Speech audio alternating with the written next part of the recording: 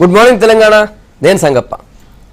ఈరోజు అన్ని పత్రికల్లో కూడా గత 2 రోజులుగా సీఎం కేసీఆర్ కొత్త జిల్లాల ఏర్పాటుకు సంబంధించి ప్రజాప్రతినిధులు తర్వాత పార్టీ నాయకులతో సమావేశం నిర్వహిస్తున్నారు. నిన్న 3 జిల్లాలకు సంబంధించినటువంటి నాయకులతో మళ్ళీ భేటీ అయ్యారు. అయితే మొత్తం ఇప్పటివరకు అయితే 31 జిల్లాలకు సంబంధించి జిల్లాల ఏర్పాటుకు సీఎం కేసీఆర్ గ్రీన్ సిగ్నల్ ఇచ్చారు. దానికి సంబంధించినటువంటి ఏర్పాట్లు చేయమని చెప్పారు. దసరా నుంచే ఆ జిల్లాల నుంచి పాలన షురూ కావాలని చెప్పారు. కొత్తగా నిన్న ఆసిఫాబాద్ తెరపైకి వచ్చింది. అక్కడ వచ్చినటువంటి ప్రజల యొక్క డిమాండ్ బట్టి ఈ జిల్లాను కూడా ఏర్పాటు చేస్తున్నామని చెప్పి సీఎం అధికారులు తర్వాత ప్రజాప్రతినిధులు చెప్పారు. సో ఓవరాల్గా ప్రజాయిష్టం మేరకే జిల్లాల ఏర్పాటు ఉంటుందనేది నిన్న సీఎం మరోసారి కుండబద్దలు కొట్టారు. ఆ వార్తను అన్ని పత్రికలు కూడా ప్రధానంగా తీసుకున్నాయి. ఇక రెండో వార్త చూసినట్టయితే ఢిల్లీకి వెళ్ళినటువంటి మన మంత్రులు ఆల్రెడీ వర్ష నష్టానికి సంబంధించిన నివేదిక ఇచ్చారు. అది నిన్న కేంద్ర ప్రభుత్వానికి నివేదిక చేరింది. ఆ వార్త ఒకటి ప్రధానంగా ఉంది. ఆ తర్వాత ఎమ్మెల్సీ ఎలక్షన్ సంబంధించి ఒక ఎమ్మెల్సీ ఖాళీ ఉంది. దానికి నిన్న టీఆర్ఎస్ నుంచి ఫరీదుద్దీన్ నామినేషన్ వేశారు. ఆయన ఎన్నిక దాదాపు లాంఛనమే, ఎందుకంటే ఒకటే నామినేషన్ వచ్చింది. ఆ తర్వాత నిన్న అమరావతికి ఇక్కడ నుంచి ఏపీ ఉద్యోగులందరూ కూడా తరలి వెళ్ళిపోయారు. సెక్రటరియట్ నుంచి మొత్తం దాదాపు అందరూ ఉద్యోగులందరూ కూడా ఏపీకి వెళ్ళిపోయారు. అదొక వార్త కూడా ప్రధానంగా ఉంది.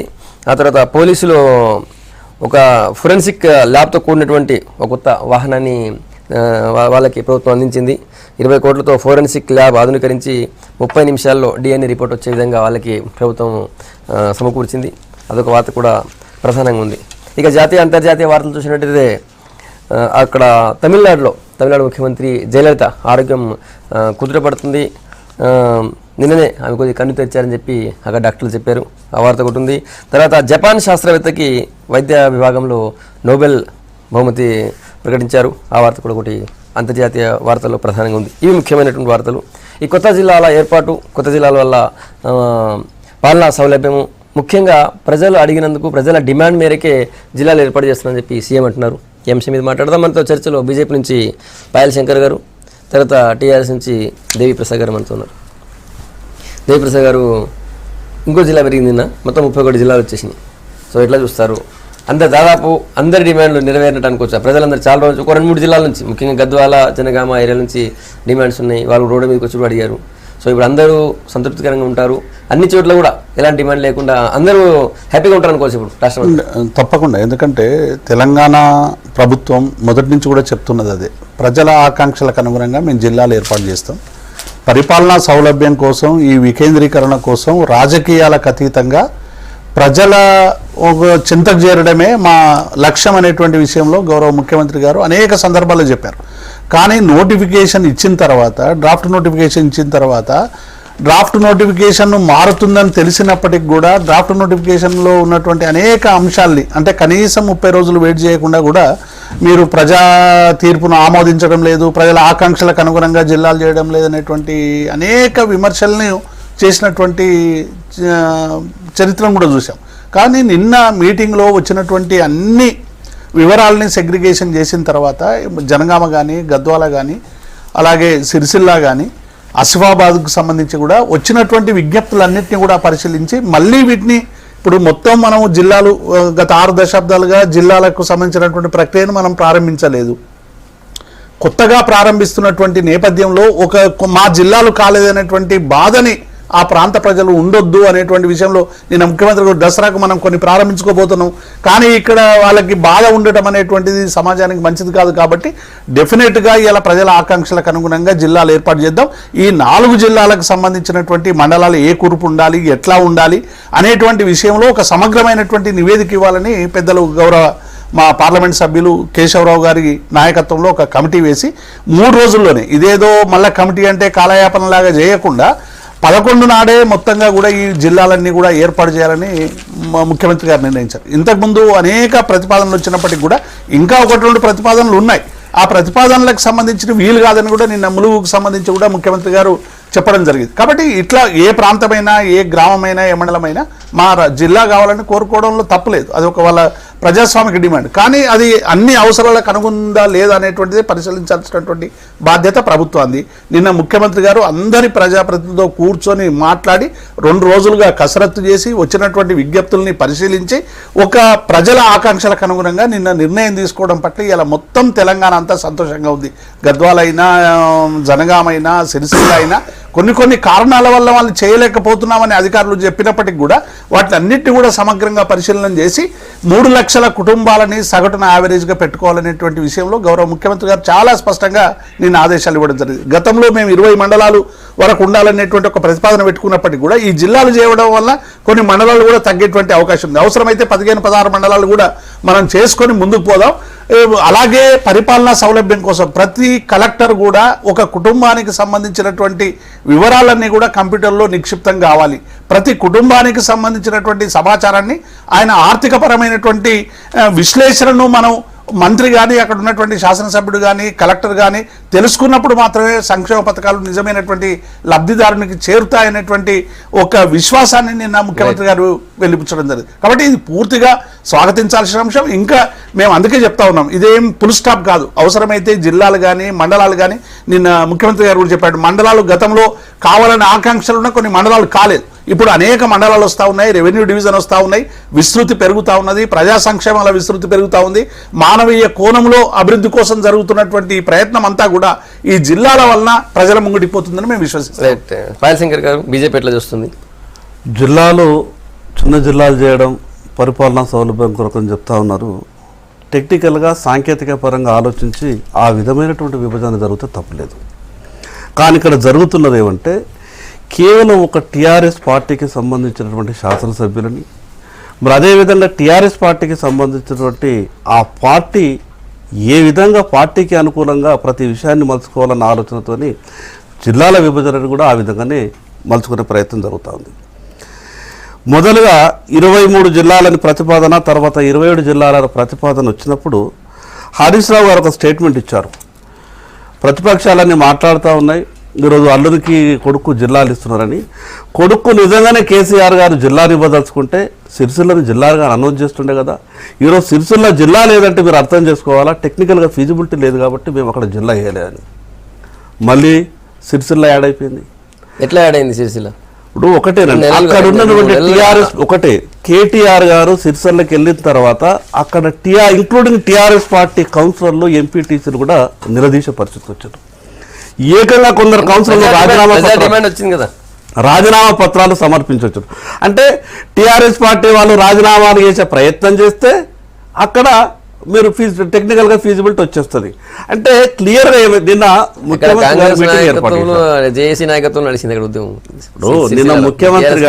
ముఖ్యమంత్రి గారు మీటింగ్ ఏర్పాటు చేశారు. ఒక రాష్ట్ర ముఖ్యమంత్రిగా మీటింగ్ ఏర్పాటు చేసి జిల్లాల గురించి మాట్లాడుతున్నప్పుడు అన్ని రాజకీయ పార్టీలను పిలిచి మాట్లాడారు.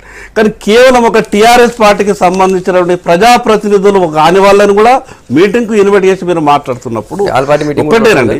ఇప్పుడు సంగపూర్ ఒక్క విషయం, ఈరోజు మేము ఇన్ని జిల్లాలు చేసిన సంఖ్య కాదు, ఇప్పుడు ఉన్నటువంటి ఈ పరిస్థితులలో దాదాపు సగం మంది ఈరోజు ఎంఈఓ లేరు, ఎంపీడీఓ లేరు, ఈరోజు ఏఓ లేరు, వీళ్ళు దాదాపు 3-4 జిల్లాలలో అడిషనల్ జడ్జెస్ లేరు. చెప్పుకుంటూ పోతే ఇప్పుడు ఉన్నటువంటి ఈ 10 జిల్లాలకు సరిపడే స్టాఫ్ని ఇంకా 2 సంవత్సరాలు అయిపోయింది క్రియేట్ చేసుకోలేకపోయారు. ఒకటి మేమేదో నిన్న ముఖ్యమంత్రి గారు ఒకటి మాట్లాడతాం, అంతకుముందు ఏమన్నారంటే జిల్లాలో అక్కడ ఫీజిబిలిటీ ఉంటే ఎవరి ఒత్తిడికి నేను తలొగే వ్యక్తిని కాను, ఎవరు భయపెట్టినా నేను భయపడే వ్యక్తిని కాదు, నేను క్లియర్గా అక్కడ క్లారిటీగా ఫీజిబిలిటీ ఉంటేనే అన్ని అవకాశాలు ఉంటేనే చేస్తా అని చెప్పిండ్రు. కానీ నిన్నేం చేసిండ్రు, నన్ను ఎవరు తిట్టుకోవద్దు, ఎన్ని జిల్లాలైనా పర్వాలేదు. ఒకటేనండి, ఈరోజు 22-23 లక్షల జనాభా ఉన్నటువంటి జిల్లాల్ని 4-4గా చేసిండ్రు. హైదరాబాద్లో 40 లక్షలు ఉన్నటువంటి హైదరాబాద్ని ఎందుకు ముట్టుకోలేదు? కేవలం ఒక పార్టీ భయపెట్టింది. మా జిల్లాకు జోలికి వస్తే మాత్రం మా జిల్లా 40 కాదు 50 లక్షలు ఉన్నా యాజ్ దాన్ని ఉంచాలి. ఇక్కడ ఉన్నటువంటి పరిస్థితి మేము మాకు పూర్తిగా మా కంట్రోల్ బీజేపీ కాబట్టి దృష్టిలో పెట్టుకుని మాట్లాడుతున్నాం. మీరు ఒక టెక్నికల్ గా 22 లక్షలు ఉన్నటువంటి జిల్లాని 4గా విభజించినప్పుడు పరిపాలనా సౌలభ్యం కొరకు 40 లక్షలు ఉన్నటువంటి హైదరాబాద్ ఎందుకు విభజించలేదు? ఓకే, మీరు మీ టార్గెట్ యాంగిల్ మీరు వచ్చి రైతు దయాకర్ గారు మీరు ఎట్లా చూస్తారు? ఒకటి, జిల్లాల ఏర్పాటు అనేది అందరం కూడా స్వాగతించాల్సిన అవసరం ఉంది, స్వాగతిస్తున్నాం కూడా. సమస్య ఏంటంటే ఏకపక్షంగా జరిగిందని కాదనడానికి నిన్న ఏదో హైపర్ కమిటీ వేసి ఆ 3 జిల్లాలని కూడా యాక్సెప్ట్ చేసిన దాన్ని కూడా మేము స్వాగతిస్తూనే టెక్నికల్ అంశాలని మాత్రం ప్రభుత్వం మిస్ అయిందనేది, అవి ఎట్లనే ఉన్నాయనేది మాత్రం కంపల్సరీ దాన్ని అభియోగం చెప్పాల్సిన అవసరం అవుతుంది. ఒకటి, ట్రైబల్ డిస్ట్రిక్ట్స్ దగ్గర అసలు ఎలాంటి నిర్ణయం లేదు కాబట్టి అది భవిష్యత్తులో ట్రైబల్ డిస్ట్రిక్ట్స్ కనుక ఎవరైనా పోతే అది కోర్టులో పెండింగ్ ఉండే అవకాశం ఉంటుంది. కాకపోతే తుది తీర్పు మేరకు తర్వాత మేము దీన్ని సవరించుకుంటామనే ఒక నోట్ కనుక కోర్టుకి ఇవ్వగలిగితే అది కొనసాగించే అవకాశం ఉంది. 371D మీద ఇంతవరకు చర్చ లేదు, జోనల్ సిస్టమ్ మీద చర్చ లేదు, కాంప్రహెన్సివ్ స్టాఫింగ్ ప్లాన్ లేదు వాళ్ళ దగ్గర. ప్రమోషన్స్ పట్ల కూడా సీమాంధ్రకు సంబంధించిన పోలీసులకే, సీమాంధ్రకు సంబంధించి ఇక్కడనే లోకల్ పెట్టుకున్న అధికారులకే ప్రమోషన్స్ వస్తాయనే విమర్శలు ఉన్నాయి. తర్వాత ఇదే స్టాఫ్తో సర్దుబాటు అనేది, కొత్త స్టాఫ్ నియమించకపోవడం అనేది ఒక దుర్మార్గమైన చర్యగా భావిస్తున్నాం. అన్నిటికంటే ముఖ్యంగా ఈరోజు మీరు మండలాల కూర్పు కానీ జిల్లాల కూర్పు కానీ రాజకీయ నాయకుల యొక్క, అంటే టీఆర్ఎస్ పార్టీ యొక్క నాయకుల అభీష్టం మేరకు జరిపిందంటే అది కూడా ప్రజాభిప్రాయమే అని ఒప్పుకుందాం. కానీ ఈరోజు ఒక్కొక్క నియోజకవర్గం 3 జిల్లాలకు వెళ్తున్నప్పుడు దానికి సంబంధించి వచ్చే కన్స్టెంట్స్ పట్టించుకోని పరిస్థితి ఉన్నది ఈరోజు ప్రభుత్వం. ఒక జిల్లాతో ఉన్న ఆర్డీఓలతో, కలెక్టర్లతో, జేసీలతో కలవట్లేదు అని అంటే ఈరోజు మీరు 3 ప్రాంతాల్లో అసంబద్ధంగా రొటేట్ అవుతున్న అధికారులతో పనులు ఎట్లయితే అనేది ఒక సమస్య. నియోజకవర్గాల పునర్విభజన ఎందుకు తేల్చుకోవట్లేరు? ఇస్తారా ఇవ్వరా? ఇస్తే నియోజకవర్గాలకు అనుకూలంగా జిల్లాలు చేసుకునే అవకాశం ఉంటుంది. రేపు మళ్ళీ నియోజకవర్గాల డీలిమిటేషన్ జిల్లాలను దాటితే అది అనేది ఒక సమస్య. కానీ ఈరోజు ప్రభుత్వం నాణ్యతే లక్ష్యమైతే సమయం అనేది సమస్య కాదు. ఈరోజు మీరు 2-3 నెలల్లోనే జిల్లాలు ఏర్పాటు చేయాలనుకోవడం అనేది ఎంత అసంబద్ధంగా ఉంటుందో, అశాస్త్రీయంగా ఉంటుందో. మీరు పరిపాలనను బేస్ చేసుకోలేదు, విస్తీర్ణాన్ని బేస్ చేసుకోలేదు, అన్నిటికంటే ముఖ్యంగా శాస్త్రీయత కొరవడైన దానికి ఏం శాస్త్రీయత కొరవడింది అని అంటున్నారు. శాస్త్రీయత ఒక 3 జిల్లాల సంయోగం ఒక జిల్లా అయితే అది శాస్త్రీయత ఎట్లయితుంది అనేది ఒకటి. ప్రాంతం ఒకటైంది అనుకుందాం. జనాభా ప్రాతిపదికన తీసుకుంటే మీకు 6 లక్షలది ఒక జిల్లానాయ, 40 లక్షలది ఒక జిల్లానాయ. దీనికి ఏం ప్రామాణికం తీసుకున్నట్టు మనం? ఇలా హన్మకొండని 5 జిల్లాలు, ఎక్కువ ఉన్నటువంటి సిటీ, అదే అడవులు ఎక్కువగా ఉన్నటువంటి రూరల్ ఏరియా, అది దానికి మీరు మొన్న 40 లక్షలు తీసుకోవాలంటే అక్కడ సముద్రం, హైదరాబాద్ సముద్రం అయినప్పుడు ఏ అధికారులు అగపడలేదు సంగప్ప గారు. ఇక్కడ హైదరాబాద్కు సముద్రం వచ్చినప్పుడు ఎవరు కూడా లేరు అక్కడ. మళ్ళీ పౌర సమాజం, రాజకీయ పార్టీలు పోవాల్సిన అవసరం వచ్చింది. అన్నిటికంటే ముఖ్యంగా కోరని జిల్లాలనేమో చేసిండ్రు సప్పుడు కాకుండా. టీఆర్ఎస్ నాయకులతో, టీఆర్ఎస్ ఎమ్మెల్యేలతో, ఎంపీలతో కూర్చుంటే ప్రజాభిష్టమా? ప్రతిపక్షాలు ఏది all party meeting, next alternative లేకుండా 2-3 అడ్డం వస్తుంది చేస్తే పోద్ది అనుకున్నారు. సంగప్ప గారు, జిల్లాలకు సంబంధించినటువంటి ఆలోచన అనేటువంటిది కొత్తగా వచ్చినటువంటిది కాదు, ఇదే ఆదరబాదరగా చేసినటువంటి ఆలోచన కాదు. గత 2.5 సంవత్సరాల క్రితమే తెలంగాణ రాష్ట్ర సమితి ఎన్నికల మేనిఫెస్టోలో మేము పరిపాలనా వికేంద్రీకరణ కోసం జిల్లాలు ఏర్పాటు చేస్తామనేటువంటి హామీని తెలంగాణ ప్రజలకు ఇచ్చి ఎన్నికల్లోకి పోయినాం. ఎన్నికల్లో వచ్చినటువంటి మ్యాండేట్ ఆధారంగా ఇచ్చినటువంటి హామీల్ని అమలు చేయడంలో క్రమంలో భాగంగా జిల్లాల పరిపాలనకు తీసుకోవాలనేటువంటి నిర్ణయంతో ప్రభుత్వం ముందుకు పోతాం. దీనికి సంబంధించినటువంటి కసరత్తు ఇవాళ ఏర్పాటు చేసినంతనే కాదు, ఈ 2.5 సంవత్సరాలుగా ఎక్కడికి అన్నారా? ఇప్పుడు మీరు అంటే జిల్లాలో వద్దని అంటారు, అంటారు. తెలంగాణ సందర్భం కూడా ఇదే చర్చ జరిగింది. సమైక్యాంధ్రకు సంబంధించినటువంటి వాళ్ళు ఏం ఆదరాబాదరాగా ఎందుకు చేసినట్టు 6 దశాబ్దాల ఆకాంక్షలు కూడా ఎప్పుడో ఒక రోజు బిల్లు రూపంలో రావాలి, ఒక రోజునే ఆర్డర్ వెళ్ళాలి. జిల్లా కూడా అంతే కదా, ఇప్పుడు జిల్లాలు కూడా అంతే. గత 4.5 సంవత్సరాలుగా ముఖ్యమంత్రి గారు నిన్న చెప్పడం జరిగింది. ఈ 2.5 సంవత్సరాలుగా జిల్లాలు ఏర్పాటు చేయాలనేటువంటి తపనతో ఒక కంపరెన్సివ్ ప్లాన్గానే మైండ్లో పెట్టుకొని మొత్తంగా ఉన్నటువంటి ప్రియారిటీస్ తర్వాత జిల్లాలకు సంబంధించినటువంటి అంశాన్ని తీసుకోవడం జరిగింది. తీసుకున్నటువంటి సందర్భంగా ప్రతిపక్షాలతో ఒకసారి అఖిలపక్ష సమావేశం పెట్టినాం, ఒకసారి అన్ని రాజకీయ పార్టీల ప్రజాప్రతినిధులతో మాట్లాడినాం, ఆ తర్వాత అధికారులకు సంబంధించినటువంటి కమిటీలు వేసుకున్నాం. తర్వాత ఇవాళ ఉన్నటువంటి అందరూ ప్రజాప్రతినిధులకు సంబంధించినటువంటి అభిప్రాయాల్ని పరిగణలోకి తీసుకున్నాం. ఇవాళ శంకర్ గారు చెప్పారు, రాజకీయాల్లో అయితే జీవన్ రెడ్డి గారు ఇప్పుడు జగిత్యాలకు ప్రాతినిధ్యం వహిస్తారు, ఆయన హెడ్ క్వార్టర్స్ కూడా ఇవాళ జిల్లా అయితే ఉన్నది. మరి అలాగే ఈయన కూడా ఎవరు, మరి చిన్నారెడ్డి గారు ఉన్నటువంటి వనపర్తి అవుతా ఉంది, రేపు అరుణ ఉన్నటువంటి గద్వాల కాబోతా ఉంది. ఇది ప్రతిపక్షాలకు సంబంధించినటువంటి నాయకుల్ని పక్కకు పెట్టడము, వాళ్ళని బలహీనం చేయడము మా ఉద్దేశం కాదు. ప్రజల ఆకాంక్షలకు అనుగుణంగా ఇది ముందుకు తీసుకుపోవడానికి ప్రయత్నం చేస్తా ఉన్నాం. నిన్న వచ్చినటువంటి అనేక అంశాలని ఇలా పరిగణలోకి తీసిచ్చినాం. కేటీఆర్ గారికి సంబంధించి కూడా కేటీఆర్ గారు ఒక లేఖ కూడా రాసిండు సిరిసిల్ల ప్రజలకి. మరి ఇప్పుడు ఉన్నటువంటి స్థితుల వల్ల 27 నోటిఫికేషన్ అయినాయి, మనది అవుతుందో లేదో, మన ప్రాంతాన్ని అభివృద్ధి చేసుకోవడానికి నేను మీకు అండగా ఉంటా అనేటువంటి విషయంలో ఆయన చాలా ప్రస్తావించాడు. ఆ తర్వాత వచ్చినటువంటి పరిణామాలు, ఎందుకంటే అన్ని జిల్లాలు అవుతా ఉన్నాయి, మా జిల్లా కాకుండా ఎట్లా అనేటువంటిది సిరిసిల్లాలో వచ్చినటువంటి ప్రజాభిప్రాయాన్ని మన్నించి ఇలా సిరిసిల్లాను కూడా జిల్లాగా చేసేటువంటి ప్రక్రియను ప్రారంభించాడు. అలాగే మిగతా అంశాలు కూడా ఇంతకుముందు దయాకర్ అన్నట్టు ఈ ఎంప్లాయీస్ కి సంబంధించి కూడా అధికారులు నిజంగానే శంకర్ అన్నట్టు దయాకర్ అన్నట్టు ఇలా సరిపడేటువంటి సిబ్బంది లేని మాట వాస్తవం. దీనికి సంబంధించి మొన్న టాస్క్ ఫోర్స్ కమిటీ తేల్చినటువంటి లెక్కలు ఏంటంటే ఈ జిల్లాలు ఒక సమర్థవంతంగా నిర్వహించాలంటే ఇంకా 12,000 పోస్టులు మనం రిక్రూట్మెంట్ చేసుకోవాలని చెప్పి ముఖ్యమంత్రి గారు ఆదేశించారు. కేవలం టెంటేటివ్ అలొకేషన్ మీద మాత్రమే ఇప్పుడు అధికారులను నియమించబోతా ఉన్నారు. త్వరలోనే 2-3 నెలల్లో ఈ జిల్లాకు సంబంధించినటువంటి ప్రమోషన్లు ఇవ్వడానికి కొన్ని ఆస్కారాలు ఉన్నాయి. అలాగే రిక్రూట్మెంట్ చేసుకునేటువంటి అవకాశాలని ఎక్కడ కూడా జిల్లాలకు ఇబ్బంది లేకుండా పరిపాలనా పరమైనటువంటి సౌలభ్యం కోసం ప్రభుత్వం ముందుకు పోతుంది. ఇదేదో రాజకీయాల కోసమో ఇంకొకటి కోసమో ఇంకొకరి కోసమో చేసేది కాదు. తెలంగాణ రాష్ట్ర సమితి ప్రజలకు ఇచ్చినటువంటి హామీ మేరకు హామీని గమనంలోకి ఉంచుకొని అన్ని వర్గాల అభిప్రాయాల్ని తీసుకొని చేస్తున్నాం. ఇవాళ వచ్చిన 1,06,000 ఒక టీఆర్ఎస్ ఇచ్చింది కాదు, సంబంధించి ఇప్పుడు ఏ రాజకీయ పార్టీ ఇచ్చిన హామీని ఆ రాజకీయ పార్టీ తీర్చుకోవచ్చు. దాంట్లో ఎవరో వద్దంటలేరు. జిల్లాలను వ్యతిరేకిస్తే జిల్లాలో దాన్ని వ్యతిరేకించట్లేదు. జిల్లాల ఏర్పాటు 35 జిల్లాలు ఇవ్వగలుగుతారా? ఇవ్వండి, కాదంటలేం. జిల్లాల 40 కూడా ఇవ్వండి, కాదంటలే. ఇది కాదు సమస్య. జిల్లాల ఏర్పాటు అనేది ఎవరో వ్యతిరేకిస్తున్నట్టు, దాంట్లో ఉన్న సమస్యల గురించి చర్చించాలంటే జిల్లాలను వ్యతిరేకిస్తున్నట్టు ఇలా అది కాదు సమస్య. ఒకటి, మీకు ఏం హక్కు ఉంది షెడ్యూల్ 5 ఏరియా మీద? మీ ప్రభుత్వానికి ఏమైనా పరిపాలన ఉంటుందా? అక్కడ 170 యాక్ట్ని ఎవరైనా పట్టించుకుంటున్నారా? పేసా చట్టాన్ని ఎవరైనా మీకు ఎక్కడిది ఆడ రైటు? పోడు భూములలో పోయి మొన్న హరితహారాన్ని చేస్తే రేపు కోర్టు మందలిచ్చినప్పుడు తెలుస్తుంది. రెండో అంశం నేను అంటున్నా, మీరు ఈరోజు జిల్లాలకు సంబంధించిన చర్చ వచ్చినప్పుడల్లా 371D కానీ జోనల్ సిస్టమ్ కానీ అసలు పట్టించుకున్నట్టుగా మీరు లేరు. ఇలా మీరు ఆదరాబాదరగా చేస్తున్నారండి. మీరు మహబాద్లో ఉన్న లేడీస్ హాస్టల్ను SC ST లేడీస్ హాస్టల్ని తీసుకొచ్చి కలెక్టర్కో లేకపోతే పోలీసులకో ఇది వాడుతున్నారు. మీరు గురుకులాలు కడతామని చెప్పి ఉన్న సోషల్ వెల్ఫేర్ హాస్టల్ని మీరు వాడుకోవడానిక? మీరు అంటే సంస్థాగతమైన నిర్ణయం తీసుకునేటప్పుడు ఎప్పుడైనా సరే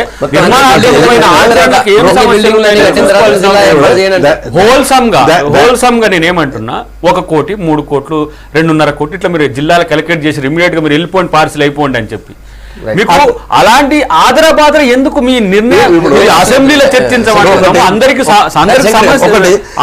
ప్రసాద్ గారు ఏమంటున్నారంటే, మేము ఎలక్షన్ మేనిఫెస్టోలో హామీ ఇచ్చినాం కాబట్టి హామీ ప్రకారం జిల్లాలన్నీ స్పీడ్గా వేసేస్తున్నాం. ఎలక్షన్ మేనిఫెస్టోలో జిల్లాల హామీ తర్వాత 2 సంవత్సరాల తర్వాత వేసుకున్నా కూడా కొంపలు మునిగేది ఏం లేదు. ఇచ్చినటువంటి హామీలు ఇచ్చినటువంటి రైతు రుణమాఫీ, డబుల్ బెడ్రూమ్, 3 ఎకరాల భూమి, 1,00,000 ఉద్యోగాలు, వీటి గురించి ఎక్కడ కూడా ఆధారాబాదరగా మనం హామీ ఇచ్చినాం కాబట్టి అవి ఇంప్లిమెంట్ చేయాలని ఎక్కడ లేదు. ఈ రాష్ట్రంలో 3 విడతలు అయినాయి. దేవిప్రసాద్ గారు 4 విడతలే చేస్తామన్నా, 3 విడతలు చేసినాం. ఇంకొక అదే పొరపాటు. ఇప్పుడు ఏమైతున్నాడు సమస్య గ్రౌండ్ లో జరుగుతున్నదానికి మీకు ఇంకా సరైన సమాచారం లేదు. 3 విడతలు అనేది సార్ ఒకటిసారి ఏంటండి, 3 విడతలు అనేది ఇప్పటివరకు ఏదైతే చేస్తున్నారో మొదటిగా 2 సార్లు 2 విడతలు ఇచ్చిన తర్వాత 25% ఇవ్వలేదు, 12.5%. ఆ 12.5% వడ్డీకి కూడా సరిపోతుంది. సంగప్ప గారు బ్యాంకర్ల సమావేశంలో మొన్న ఆర్థిక శాఖ మంత్రి పోచారం శ్రీనివాస్ రెడ్డి మొత్తం బ్యాంకర్ల సమావేశం పెట్టి ఈ 1,00,000కు సంబంధించి రుణమాఫీ చేసేటువంటి ఎవరికైతే ఇంట్రెస్ట్ పడుతుందో టోటల్ ఇంట్రెస్ట్ కూడా ప్రభుత్వమే బేర్ చేస్తుంది. బ్యాంకులు ఇన్సిస్ట్ చేయొద్దు, ప్రభుత్వం ఆ గ్యారంటీ కౌంటర్ గ్యారంటీ ఇచ్చింది. పాయసింగర్ గారు ఇంత మీరు చెప్తుంటే కట్ చేశాను. నిజంగా మొత్తం ముందే అధికారుల సర్దుబాటు సంబంధించి కూడా చాలా మీటింగ్లు అయినాయి, ప్రజాప్రతినిధులతో కూడా మాట్లాడారు, ఆల్ పార్టీ మీటింగ్ కూడా జరిగింది అని దేవప్రసాద్ గారు చెప్తున్నారు. ఇంకా ఆల్ పార్టీ మీటింగ్ ఉండే అవకాశం కూడా ఉంది అంటున్నారు. కేవలం ఒకసారే ఆల్ పార్టీ మీటింగ్ పెట్టిండ్రు. ఆల్ పార్టీ మీటింగ్ రాష్ట్ర స్థాయి లీడర్లను పిలిచి ఏదో ఒక 20 నిమిషాలు 20 నిమిషాల మీటింగ్ జరిగింది, అయిపోయింది. ఇప్పుడు ఈ జిల్లాల ప్రక్రియ వల్ల ఏదైతే టీఆర్ఎస్ పార్టీ కొంత సంతోషపడే ప్రయత్నం ఏదైతే చేస్తూ ఉన్నదో, ఈ విధమైనటువంటి ప్రక్రియ వల్ల రేపు ఈరోజు ఉద్యోగస్తులలో ఇంత ఆందోళన ఉన్నదంటే తెలంగాణ ఉద్యమంలో అందరికన్నా ముందుండి మేము తెలంగాణ కొరకు పోరాటం చేస్తే చివరికి మాకే అన్యాయం జరిగే పరిస్థితి కనిపిస్తూ ఉన్నదని ఉద్యోగస్తులలో ఒక విధమైనటువంటి ఉద్యోగస్తులకు ఏం అన్యాయం ఆందోళన. జరుగుతుంది? ఎందుకు రావడం వల్ల? ఐసిడిఎస్ని తర్వాత ఈ హ్యాండిక్యాప్ ఈ రెండు డిపార్ట్మెంట్లను కలిపి వెల్ఫేర్ అంతా ఒక దాంట్లో అయితే మాకున్నటువంటి ప్రమోషన్స్ పరిస్థితి ఏంటిది, ఆ డిపార్ట్మెంట్కి ఉన్నటువంటి సర్వీస్ రూల్స్ వేరు, మాకున్నటువంటి సర్వీస్ రూల్స్ వేరు. దీని మీద ఏ విధమైనటువంటి క్లారిటీ లేకుండా, క్లారిఫికేషన్ లేకుండా మాకే అన్యాయం చేసే విధంగా ప్రయత్నం కొనసాగుతున్నారు. ఎందరో మంది ఉద్యోగులు ఆచరణంగా ఉన్నటువంటి చాలా డిపార్ట్మెంట్స్ మెర్జ్ చేయాలి, అన్ని ఒకటే దీనికి ఈ రోజు చాలా మంది ఉద్యోగులు నిన్న ఉద్యోగ సంఘాల వాళ్ళతో అందరితో మీటింగ్ ఉండే చాలా మంది ఉద్యోగులు మాట్లాడుతూ ఉన్నారు. ఇంకోటి ఏమంటా ఉన్నారంటే మాకు ఈ విధమైనటువంటి సమస్యలు ఉన్నాయి, మాకు ఈ విధమైన బాధ ఉన్నది. కానీ మా దురదృష్టం ఏమిటంటే ఉద్యోగ సంఘాల నాయకులందరూ కూడా ఈ రోజు ప్రభుత్వ శాఖలో కీలక పాత్ర పోషిస్తున్నారు. కాబట్టి మా గురించి అడిగే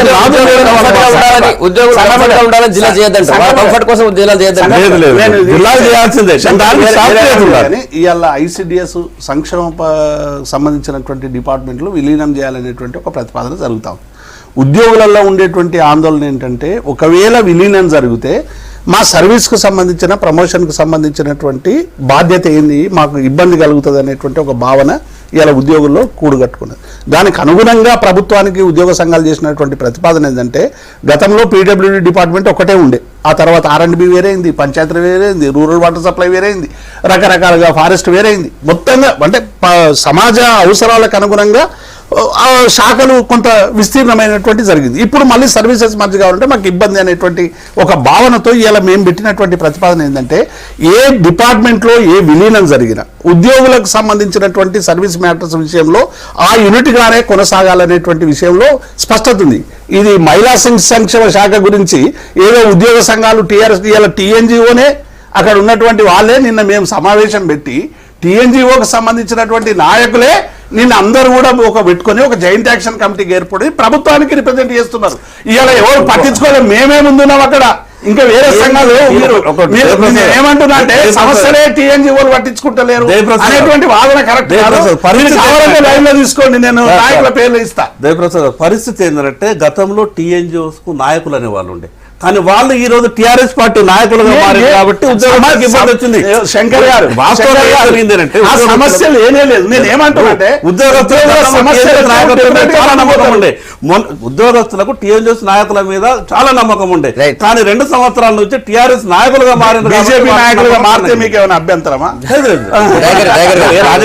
రాజకీయ పార్టీ కాదు, అంటే ఉద్యోగుల వెల్ఫేర్ గురించి మాట్లాడుతున్న వాళ్ళు టీఆర్ఎస్ గురించి బీజేపీ పొలిట్ బ్యూరో మెంబర్లే ఉన్నారు ఉద్యోగ సంఘాలు.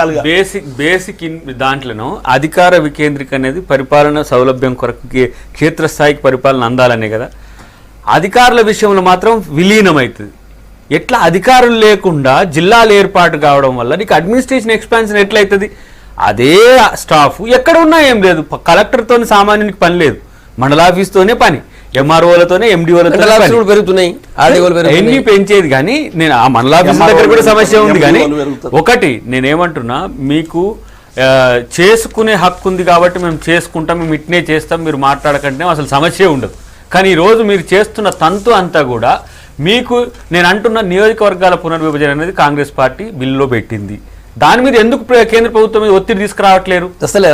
ఏది ఇంతవరకు అయితే నాకు అది అవుతున్నట్టు అనిపిస్తలేదు.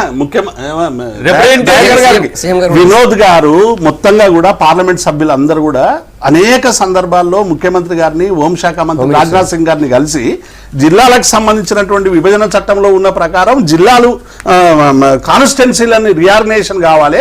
ఒకవైపు ఆంధ్రకు సంబంధించినటువంటి తెలంగాణకు సంబంధించిన ముఖ్యమంత్రి గారు ముఖ్యమంత్రి గారు మన ఢిల్లీ పర్యటనకు పోయినప్పుడు కూడా స్పెసిఫిక్ గా దీన్ని ప్రస్తావించారు. కాబట్టి ఇప్పుడు చేయాల్సింది ఎన్డీఏ పార్టీ ఇచ్చినటువంటి హామీలను నిలబెట్టుకోవాల్సినటువంటి పార్టీ బీజేపీ పార్టీ.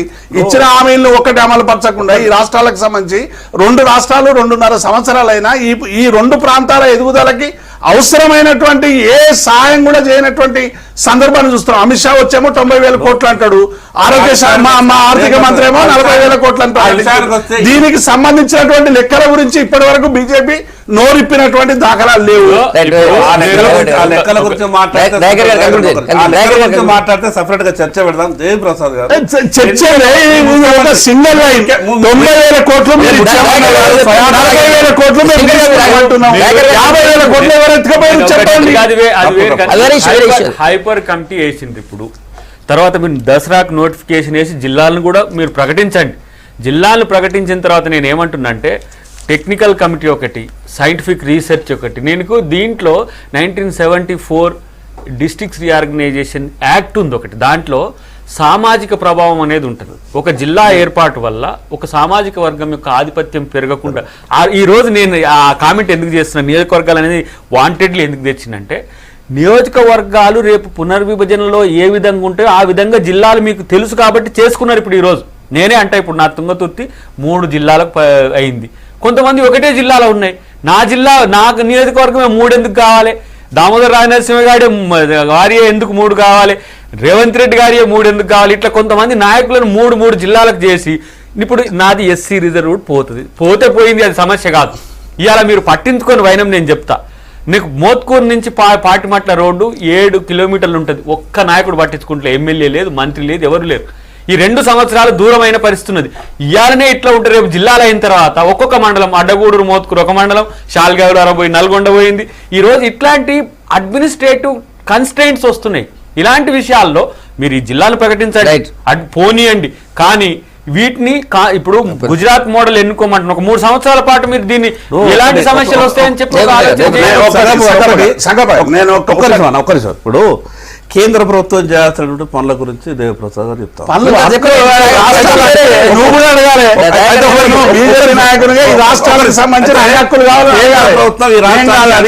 సాయం చేయడానికి ఎప్పుడు కూడా ముందు ఉన్నది. దాంట్లో ఎక్కడ ఎవరు మీ రాష్ట్ర ముఖ్యమంత్రి స్వయాన ప్రధానమంత్రి అయితే అన్న ఆదిలాబాద్ లో ఎయిర్పోర్ట్ ఇస్తామని కేంద్ర ప్రభుత్వం 4 సార్లు లెటర్ రాస్తే ముఖ్యమంత్రి గారి దగ్గర ఇప్పటికీ లెటర్ పెండింగ్ ఉన్నదండి. ఎన్ఓసి ఇస్తలేరు. కేంద్ర ప్రభుత్వం ఎయిర్పోర్ట్ ఇస్తామనంటే ఇప్పుడు ఈ జిల్లాల విభజన జరిగిన తర్వాత సివిల్ ఏవియేషన్ పర్మిషన్ రావడం కష్టమైతే ఉన్నది. ఇప్పుడు 1,60,000 రాష్ట్ర ప్రభుత్వం కాదు, ఎయిర్పోర్ట్ కు సంబంధించినటువంటి అనేక అంశాలు ఉంటాయి. పర్యావరణానికి సంబంధించినటువంటి ఫారెస్ట్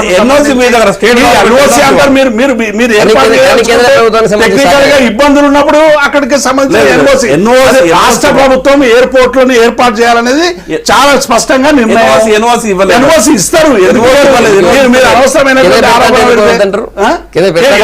ఎయిర్పోర్ట్ కావాలంటే వద్దంటారా? ఎన్ఓసి ఇస్తలేదు ఇప్పటికీ. ఎన్ఓసి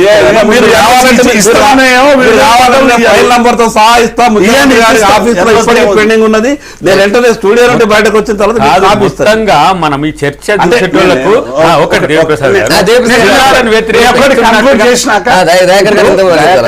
శంకర్ అయినా అందరం తెలంగాణ ప్రజల ఆకాంక్షల్ని గౌరవించేటువంటి వాళ్ళం.